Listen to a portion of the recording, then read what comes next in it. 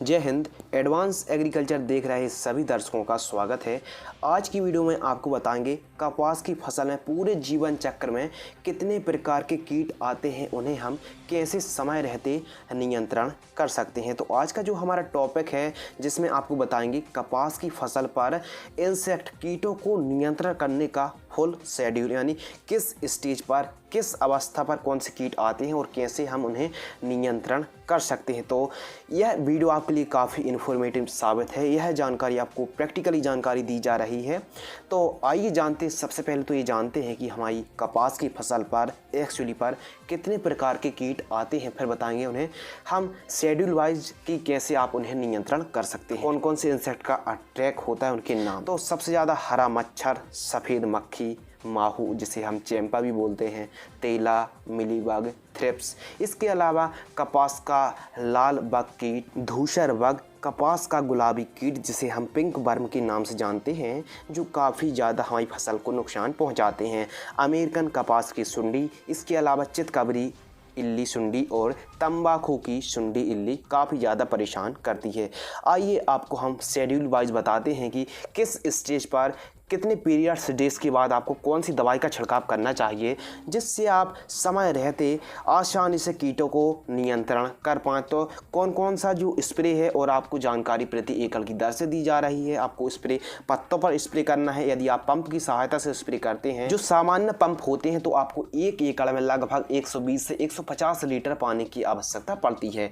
वहीं किसान भाइयों, यदि आप बड़ी टंकी से ट्रैक्टर से स्प्रे करते हैं तो आपको 150 से 200 लीटर पानी आपको एक एकड़ में लग जाता है। तो आइए जानते हैं कपास में कीट नियंत्रण करने के लिए कीट अटैक का जो प्रकोप होता है, उन्हें शेड्यूल वाइज हम पीरियड टाइम से, यानी पहला छिड़काव में हम कौन कौन सी दवाई स्प्रे कर सकते हैं, ऐसे आपको पूरे हम छिड़काव आपको बताते हैं। डीपली जानकारी आपको मिलने वाली, विस्तार से जानकारी मिलने वाली, तो वीडियो को आप लाइक जरूर कर देना। तो चलिए हम अपनी वीडियो को प्रारंभ करते हैं शेड्यूल वाइज। तो कुछ इस प्रकार समझिए, बुआई से जैसे ही आपकी फसल 20 से 25 दिन की होती है तो आपको पहला छिड़काव करना चाहिए। पहले छिड़काव में आप एनपीके घुलनशील खाद 1261 को 500 ग्राम आपको लेना है। इसके अलावा थाइमोथॉक्सान 25% जो WG फॉर्म में आता है उसको आप 100 ग्राम, यानी सिजेंटा कंपनी की एक तारा को आपको 100 ग्राम लेना है। क्विनल फॉस 25% EC को आपको 400 ml लेना है। जैसे व्यापारिक नाम आपको मिल जाता है, धनु लक्ष्य जो इंसेक्टिसाइड आती है 400 ml लेना है। इन सभी को मिक्स करना है, 120 से 200 लीटर पानी में आपको स्प्रे कर देना है। आइए जानते हैं किसान भाई, और आपको बता दें कि पहले छिड़काव से दूसरे छिड़काव का अंतराल आप 14-15 दिन रख सकते हैं। यानी आपने पहला छिड़काव किया, 14-15वें दिन आपको दूसरा छिड़काव करना चाहिए। यानी पहले छिड़काव से दूसरे छिड़काव का अंतराल समय आप 15 दिन के आसपास रख सकते हैं।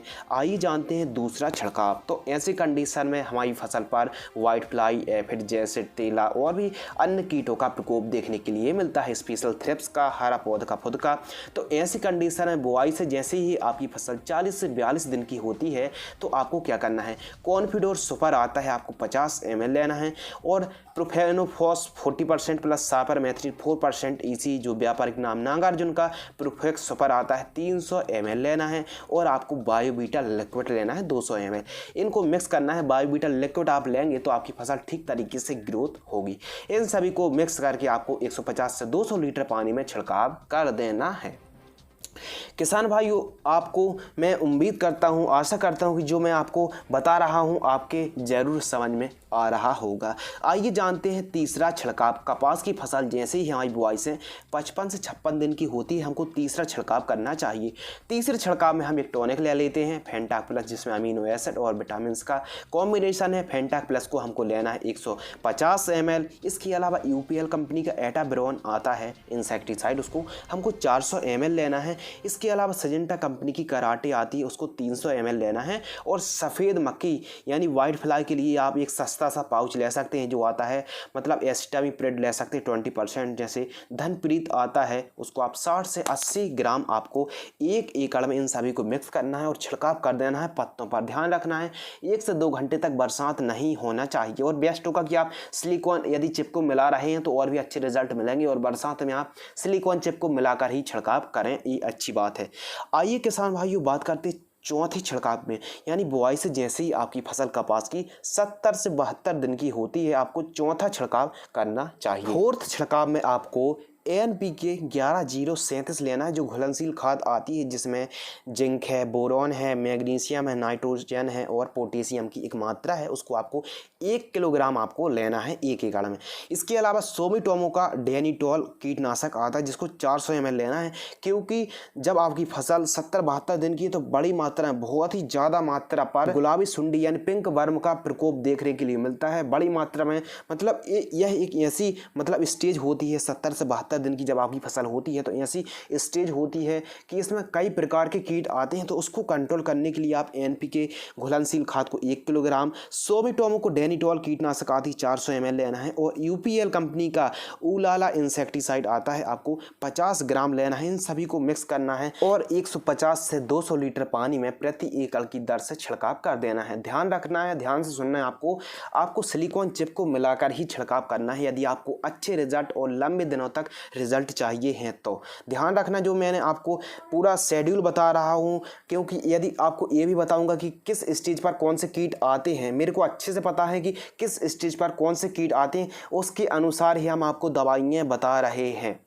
तो उसके अकॉर्डिंग ही यह चौथे छिड़काव में काफ़ी ज़्यादा प्रकोप देखने के लिए मिलता है, गुलाबी सुंडी का, फिर जैसेड थ्रिप्स का और भी बग का और तंबाकू इल्ली का प्रकोप देखने के लिए मिलता है। शुरुआत में थ्रिप्स रस चूसने वाले कीटों का प्रकोप देखने के लिए मिलता है, लेकिन जैसे ही हमारी फसल में डोंडे आने चालू हो जाते हैं, फूल आते हैं, तो उस कंडीशन में हरा मच्छर का प्रकोप, थ्रिप्स का प्रकोप और इसके अलावा पिंक वर्म का और चितकबरी इल्ली का प्रकोप बड़ी मात्रा में देखने के लिए मिलता है। तो जो मैं आपको दवाइयाँ बता रहा हूँ ये सस्ती, ज़्यादा महंगी नहीं है और इनके रिज़ल्ट एकदम बहुत ही अच्छे हैं, मतलब लंबे समय तक आप कीटों को नियंत्रण कर सकते हैं। आइए जानते हैं, जैसे ही आपकी फसल मतलब बुआई से 80 से 85 दिन की होती है, आपको 5 बार छिड़काव करना चाहिए। तो आइए जानते हैं, सिजेंटा कंपनी की ईसा बियॉन टॉनिक आती है 300 ml लेना है और एम्प्लीगो इंसेक्टिसाइड आती है 80 ml और बायर कंपनी की रीजेंट SC आती है 200 ml। मिक्स करके आपको 1 एकड़ में 150 से 200 लीटर पानी में मिक्स करके छिड़काव कर देना है। इसके अलावा छठवां छिड़काव, जैसे ही आपकी फसल बुआई से 100 से 120 दिन की होती है, आपको छठवां छिड़काव करना चाहिए। 6 छिड़काव में आपको क्या करना है कि जो छठवां छिड़काव आप करेंगे तो 0050 घुलनशील खाद आती है 1 किलोग्राम, FMC की रोगोर इंसेक्टिसाइड 200 ml और अदामा इंडिया कंपनी की प्रेमेन सुपर आती है 400 ml। इन सभी को मिक्स करना है। आपको 1 एकड़ में आपको 150 से 200 लीटर पानी लेना है और बेस्ट होगा कि आप सिलिकॉन चिप को मिलाकर छिड़काव करें, आपको बहुत ही अच्छे, बहुत ही बढ़िया रिजल्ट मिलेंगे। तो किसान भाइयों, आज की वीडियो में हमने आपको कपास की फसल में कितने प्रकार के कीट लगते हैं, उन्हें हम नियंत्रण करने के लिए जो हमने आपको शेड्यूल बताया है, मतलब स्प्रे का जो शेड्यूल बताया है, ये काफ़ी अच्छा है और काफ़ी मतलब प्रैक्टिकली ये जानकारी आपको हम दे रहे हैं। तो एक लाइक ज़रूर बनता है और हाँ, आप जैसे ही स्प्रे करेंगे तो आपको 15 दिनों तक काफ़ी अच्छा रिजल्ट मिलेगा, 15-20 दिनों से ज़्यादा ही आपको अच्छा रिजल्ट मिलेगा। तो आशा करते हैं, उम्मीद करते हैं कि कपास की यह वीडियो आपको ज़रूर पसंद आई होगी। और हाँ दोस्तों, यदि आप कॉटन का फुल फर्टिगेशन यदि आपने नहीं देखा वीडियो को, यानी पूरे जीवन चक्र में कपास की फसल में कौन कौन सी खाद देनी चाहिए, तो उस वीडियो को भी आप देख सकते हैं, लिंक डिस्क्रिप्शन में मिल जाएगी। यदि आपने हमारे फेसबुक पेज को लाइक नहीं किया है तो लाइक कर लीजिए। यदि आप टेलीग्राम ग्रुप में जुड़ना चाहते हैं तो आपको लिंक डिस्क्रिप्शन में मिल जाएगी, वीडियो को लाइक कर दीजिए। तो फिलहाल आज की वीडियो में बस इतना ही। जय हिंद, वंदे मातरम।